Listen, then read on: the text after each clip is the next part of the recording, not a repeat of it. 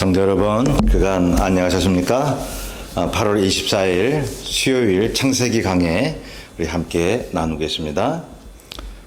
오늘은 창세기 40장 1절에서 23절입니다. 40장 전체 함께 봅니다. 구약성경 61페이지에 40장 1절부터 23절을 우리 간략하게 살펴보겠습니다. 자, 지난번에 우리가 봤듯이 요셉이 억울하게 친위대장 보디발 집안에 있는 감옥에 갇히게 되는 것입니다. 그러나 군데군데 뭐라고 기록합니까? 여호와께서 요셉을 형통케 하셨다라고 말씀합니다. 지금 길이 막히고 때로는 고난이 오더라도 하나님의 길을 제대로 가고 있다는 것입니다. 성도 여러분, 우리의 뜻이 잘 이루어지지 않고 때로는 우리가 무능하게 주저앉는 그러한 상황이 있었고 또한 여러 가지 장애물을 만나 낙심이 될지라도 하나님은 틀림없는 분 아닙니까? 우리가 하나님의 길을 틀림없이 가고 있다는 것을 여러분 믿으셔야 하는 것입니다. 자, 그 감옥에서 죄수 2명을 만났다고 그랬죠. 자, 바로에게 죄를 지은 그 사람들이 갇히는 곳이죠. 그 감옥이. 그런데 그 바로의 가장 측근인 그런 2 사람을 만났던 것입니다. 어떤 죄를 졌는지는 몰라도 그 2 사람이 죄를 지어서 그 감옥에 있는 것입니다. 그래서 5절에 보면 술 맡은 관원장이 바로 그 중에 한 사람이고 두 번째로 떡 굽는 관원장이 또 그 사람인 것입니다. 이 그 술 맡은 관원장이라든가 떡 굽는 관원장은요, 참 그 바로의 신임을 얻은 그러한 자리인 것입니다. 예, 누구보다도 신뢰하는 사람을 그 자리에 앉히는 것입니다. 그런데 무슨 죄를 졌는지 이제 감옥에 와 있는데요. 먼저 술 맡은 관원장이 꿈을 꾸죠. 예, 그 5절부터 보면 포도나무에 3개의 가지가 있는데 거기서 싹이 나고 꽃이 피고 포도송이가 익었더라 하는 거죠. 그래서 이 술 맡은 관원장이 바로의 잔에 포도즙을 짜서 바로의 손에 드리는 꿈을 꾸었던 것입니다. 이 술 맡은 관원장이 근심을 한 거죠. 이게 무슨 꿈이냐 하는 거죠. 그래서 요셉이 다가가서 그 꿈 해석을 해주죠. 이 꿈 해석을 하는 지혜는 하나님이 주신 것입니다. 성도 여러분, 하나님을 사랑하고 하나님께서 인도하는 자는 모든 상황, 꿈의 모든 상황까지라도 해석할 수 있는 눈과 지혜를 우리에게 주시는 것입니다.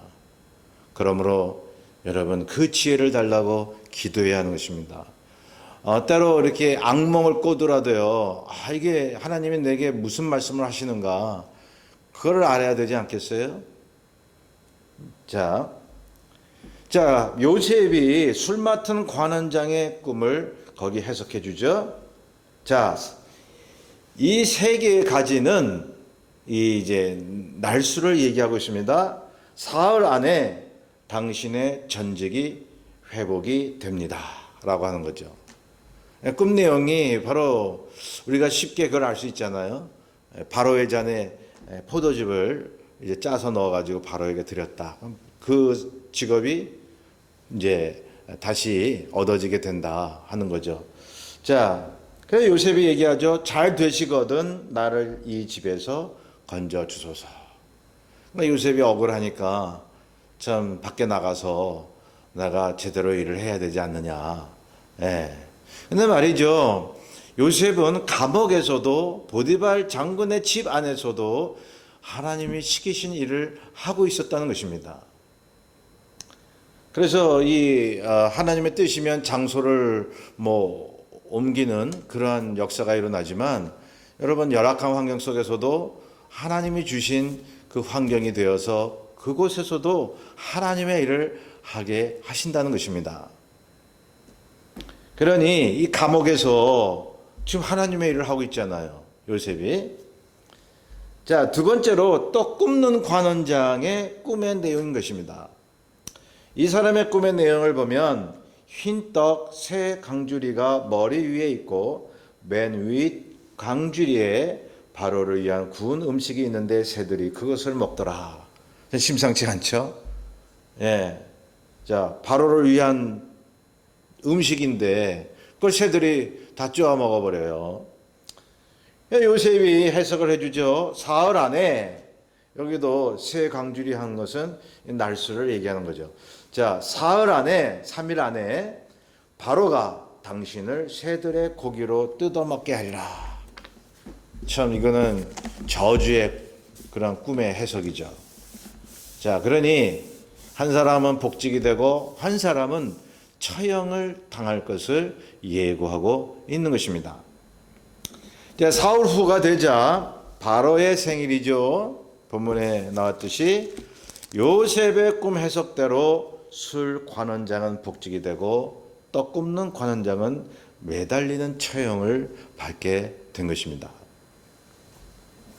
그러니 그때도 그러지만 지금도 여러분 우리가 꾸는 꿈을 보면 뭐 개꿈도 있다라고 얘기를 하잖아요. 개꿈, 쓸데없는 꿈. 예, 근데요 다 의미가 있습니다. 예, 다 나의 영적, 정신적 상태, 또 몸이 아파도 꿈이 아주 싸납잖아요. 예, 그 자신의 상태를 얘기하는 것이고요. 저번에 말씀드렸듯이 하나님께서 나의 앞길을 예고하시는 그러한 꿈도 있다는 사실입니다. 그런 꿈은요 흔하진 않아요. 하지만 여러분 그 꿈을 달라고 기도해야 할 것입니다. 자, 저는 이 꿈을 통해서 하나님의 음성을 들었거든요. 예, 그 꿈을 통해서 하나님의 음성을 듣자마자 제 몸에 붙어 있는 모든 암병이 사라진 것입니다. 그리고 신학을 하게 됐죠. 예, 이 얼마나 놀라운 경험입니까? 저에게는.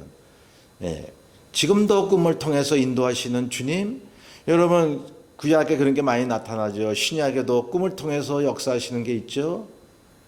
자, 그런데 23절에 보면 술 맡은 관원장이 요셉의 그러한 축복의 꿈의 해석을 이제 듣고 그 말대로 복직이 되었는데 기억을 못했다고 말합니다. 기억을 못하더라. 그죠? 거기 본장 23절에 보면, 예, 술 맡은 관원장이 요셉을 기억하지 못하고 그를 잊었더라 라고 말씀합니다. 자, 이것도 하나의 복선을 까시는 것입니다. 자, 하나님이 바로의 꿈을 준비하기 위한 하나의 시간적 간격이죠. 예, 지금 이렇게 꿈을 해석하는 이 과정이요, 앞으로 애굽의 바로의 꿈을 해석하는 그러한 그 과정으로 설명을 해주고 있는 것입니다. 그래서 이제 아직 그 술 맡은 관원장이 요셉을 이제 기억하지 못하고 한동안 시간이 지나죠. 성도 여러분, 하나님의 약속이 이루어지지 않는 시간, 이것도 하나님의 복선인 것입니다. 예, 본문은 하나님의 복선으로 전개되고 있죠. 요셉이 애굽에 팔렸죠. 감옥에 갔죠. 감옥에서 꿈 해석을 했죠. 바로 왕 앞에서 이제 그 바로의 꿈을 해석하죠. 하나님이 주시는 형통이 아니고 무엇입니까? 성경적인 형통이란 어떻게 내 뜻대로 일취월장이나 만사 형통이 아니라 오히려 그리스도 안에서 우리의 뜻대로 안 되는 것이 하나님의 형통일 수 있는 것입니다. 예, 제가 형통의 성경적 개념에 대해서 제가 계속 말씀을 드리고 있습니다.